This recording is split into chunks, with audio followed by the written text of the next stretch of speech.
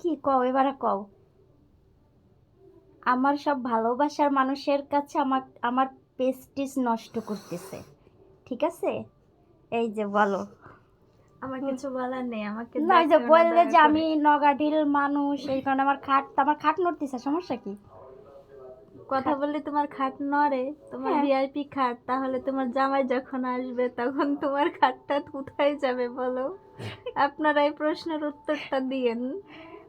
কেন? তুমি আর আমি শুচ্ছি না, এই যে হ্যাঁ, খাট যে ইয়ে হচ্ছে আমরা না, তো কথা জামা আসবে, বলতেছি সমস্যা কি? না, কথা বলতেছি তাই নাকি খাট নাচতেছে? অপমান করে, মানে কি আর বলবো, ঠিক আছে? বলার মতো কোনো ভাষা নেই, মানে আমার পেস্টিটা, মানে মানে আমি মানে মুখের ভাষাই বেরোচ্ছে না, ঠিক আছে? আমার মান সম্মান যে ও এইরকম ভাবে নষ্ট করবে আমি বুঝতেই পারিনি, যে ও কথাটা কোন দিক দিয়ে নিয়ে গেছে, যে কথা বললে আমি সে হাসতেছিল, এই কারণে তার আমি হাসতে মানা করছি, যে হাসপাশও আমার খাট জন্য নড়ে না, এই কারণে সে আমাকে মানে এমনভাবে সবাই সামনেই করলো। যাক, আল্লাহ ইমান দিক, সমস্যা নাই, খাট নড়তেই পারে। কয়জনের খাট নড়ে? সবার খাট যদি জব্দ থাকে, মানুষের তো একটু জানা উচিত সবার অধিকার আছে। মনে করো এই পাড়াপতিরও তো যে কোনো জিনিসের পাড়াপতিরও তো অধিকার আছে, আছে না? হ্যাঁ, তাহলে অবশ্যই।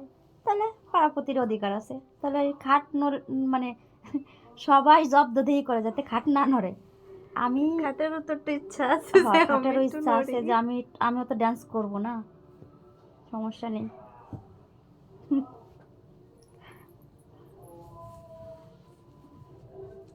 কোথায় যাও আপু? আর কত যে বলবো, কোথাও যাই না রে আপু, আমার যাওয়ার জায়গা নাই। এই যে ঢাকা শুয়ে শুয়ে আপনাদের সাথে সময় কাটাই, এতটুকুই, কোথাও যাওয়ার জায়গা নাই। যাবো আর কই? স্বামী বিদেশ। মাহুদ আছে সোহেল ঘুম হারাম করে দিছে।